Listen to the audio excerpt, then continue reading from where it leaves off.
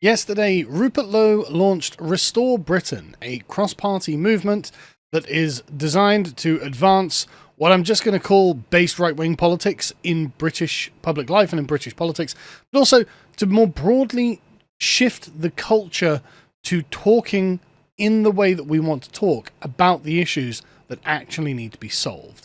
So we had Charlie Downs on the podcast today. He's one of the founding members of this, and he is directly involved, and he gave us a detailed lowdown of it. I'll leave a link in the description so you can watch that in your own time after this video. It's more detailed than what I'm going to cover here. I'm just going to go through some of the policies that they've publicly announced and whether I agree with them or not, or what my opinions on them are. For anyone who's wondering, I have joined it, and I recommend that you also join it as well. It is £20 a year, I think it is.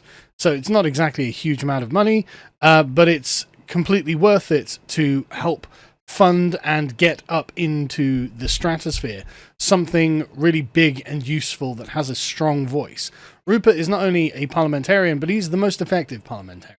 As a backbench MP who's been there for like a year, independent, he has caused far greater waves than anyone else on the subjects that matter to us.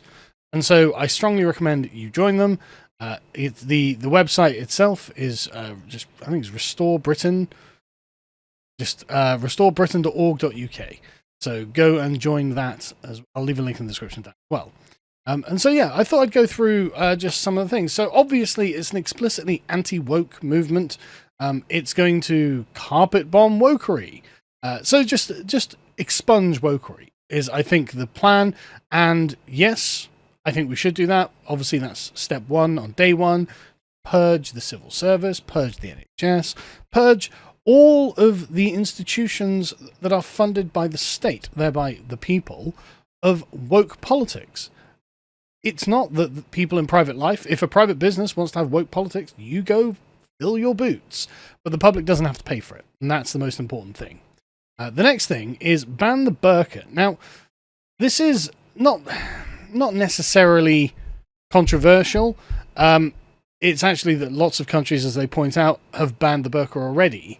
But Dan, in fact, makes the argument on the podcast that actually the burqa makes it more immediate, makes the scale of the issue more immediate, which is true, but it shows the direction of travel. Right? It is an assertion of the British people over Britain in the face of an alien culture that has been imported here against our will.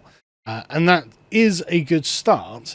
And it is a good thing to do, just to flex our muscles a bit. Say, no, if you come here, you will not be wearing burqas. And if you do, you'll be criminalized. It's literally that simple. And so this, I think, is something, I mean, it's something that most people support anyway. And so I think this is a perfectly fine thing to do, although, of course, this isn't the solution to the problem. The solution to the problem is deportations, or at least partially the solution. So as you can see, Rupert Lowe has been the most hard line on all of this. We're just going to get rid of all the illegals.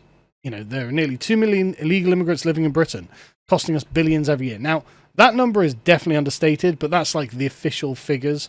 The official estimates are something like 2 million. It's going to be more than that. It's probably going to be 4 or 5 million at least, right? Because the thing is, legal immigrant communities are hotbeds of illegal immigrants. They act like anchors. They provide them with shelter and a place to live and a place to work, a place to evade being detected by the government. So there are going to be way, way more of them. We just don't know. But we will find out, and we're just going to get rid of all of them, frankly. This is obviously costing a huge amount of money. It's making the country less safe, and they just have no right to be here, and we don't want them here. That's the thing. We just don't want them here. So that's millions who are going to get deported. But this is the most important one, which is the net negative immigration. Now, this is far better than Nigel Farage's, oh, we're going to have net zero immigration. Listen, you floppy-wristed old boomer.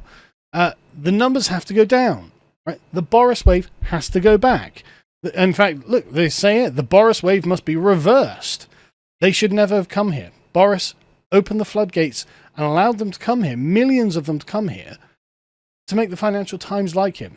Well, we don't care about the Financial Times liking us. Fuck the Financial Times. These people have to go home. So the Boris wave must be reversed. They're here legally, but they can go legally as well. They have to go away. The annual departure of legal immigrants must at least double. Now, at the moment, it's something like 700,000 a year. To get it to 1.4 million a year, that'd be a damn good thing. Millions of foreign nationals who cannot speak English, live in social housing, claim benefits, refuse to work, break our laws, or entirely fail to integrate should go home. And the thing is, you can make them go home by just simply turning off the benefits.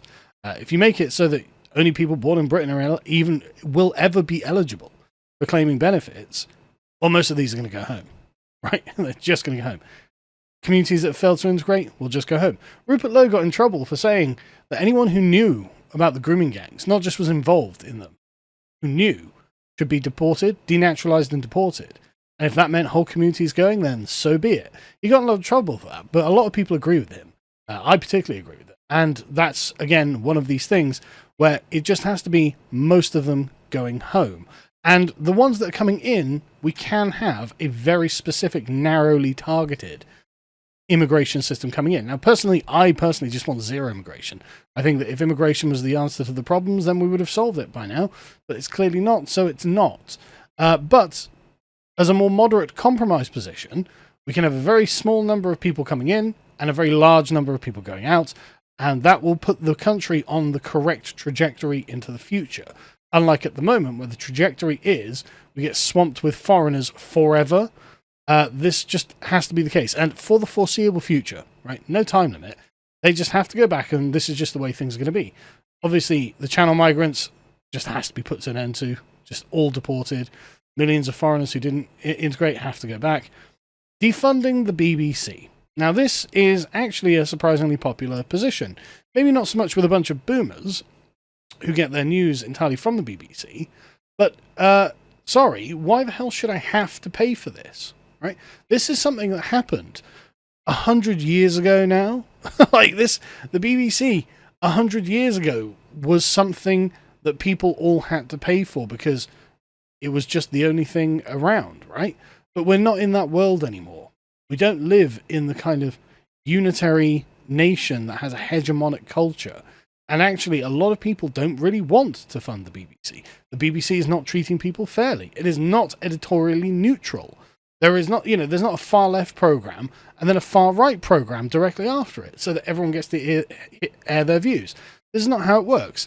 And as they point out, 1,000 people a week are prosecuted for not paying the license fee. This is not acceptable. Like, if I don't want to pay for the BBC, I shouldn't have to.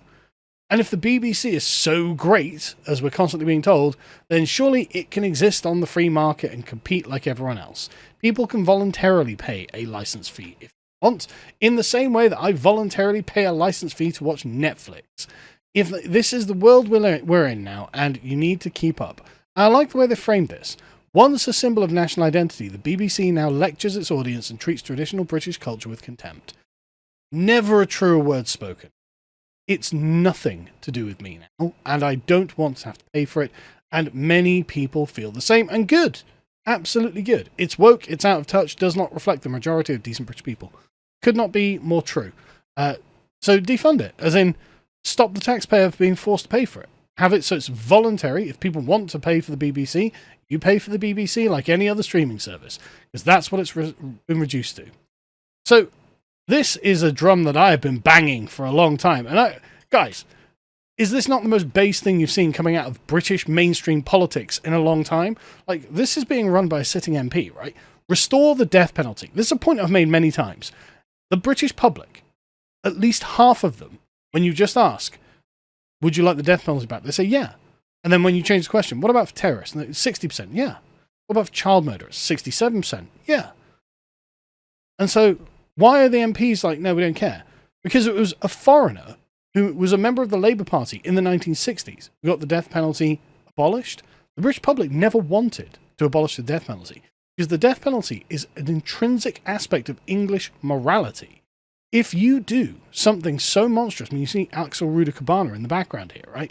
If you do something this monstrous, then the good society shows it is strong by putting you to death. That's the punishment, the proper punishment for murdering a bunch of children. That's what we collectively do to protect ourselves from people like you. And for some reason, this little shit is still alive. And I can't stand it. It's like a splinter in the back of my mind. I hate the fact that he hasn't been hanged. And most people agree. Most people. Again, this is such a traditionally English perspective on morality. There has always been a kind of underlying, almost pagan vengefulness about English crime and punishment. And I think it's correct. Maybe it's because I'm an Englishman, but I think that the moral argument is absolutely correct. And so the practical arguments I don't like for the death penalty, because it's not about the practicality of it. Even if it was impractical, I'd still want it to happen. Right? But of course, a sizable majority support the death penalty for certain crimes, of course, really extreme crimes.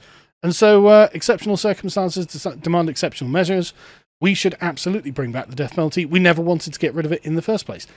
All of the MPs, apart from Rupert Lowe, are against the death penalty. Every single one, Reform included.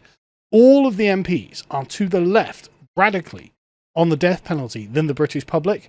This is good. We need to bring back the death penalty. Unfortunately, it probably won't be hanging. It'll probably be lethal injection because we're soft, but, you know, what are you going to do? Elon Musk replied to Rupert Lowe with some British flags after he launched this, so who knows what kind of support Restore Britain will end up getting, but this is a good start. Now, the important thing to remember, as is talked about on the podcast, that Charlie mentions and stresses, is that Restore is not itself a party. What it is a large private association. And the larger the private association becomes, the more influential it becomes. Because while it is not a party, other parties will want to court it. And when it becomes a party, they will see it as an enemy. So it can have more indirect influence. But the thing is, when it grows sufficiently large, I think it's very likely that a party will just spring out of it anyway. And so I genuinely think that it's worth our time, and it's only 20 quid for the year, to just get in. 20 quid is not a huge amount of money, and it helps grow the membership and show them that, in fact, people mean business.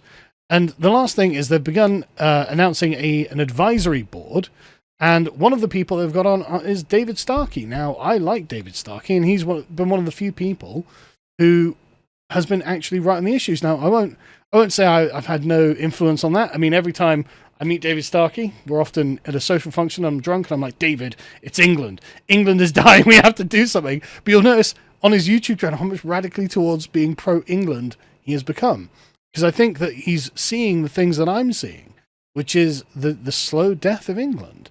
And this seems to be the best way for us, the based patriots, to begin really substantively pushing back against it. And Starkey, his constitutional reforms, his plans for constitutional reform are just spot on. And he knows it inside out, of course. He's, the leading mind on this in the country. So having him on board is just superb. This is a movement with legs. This is movement that is going somewhere. So follow the link in the description and go and join it. I'm already a member of it. And I'm sure everyone I know, all of the influencers, I'm sure are going to be getting on board as well. So I think this is it. It's time.